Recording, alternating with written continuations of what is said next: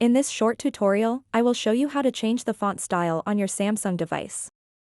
Changing the font style can give your phone a fresh and unique look, making it more personalized to your taste.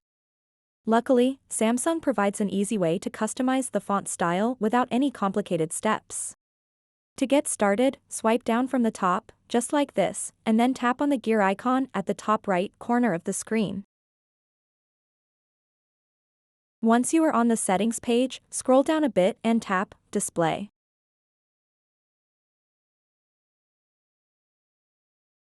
After that, scroll down again and tap Font Size and Style. And then tap Font Style. Now you have the ability to change the font style of your Samsung device. Just tap and select any font you like from this list. And it will be applied.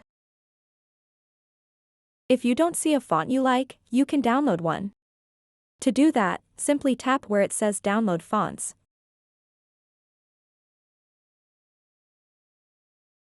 And it will open the Galaxy Store.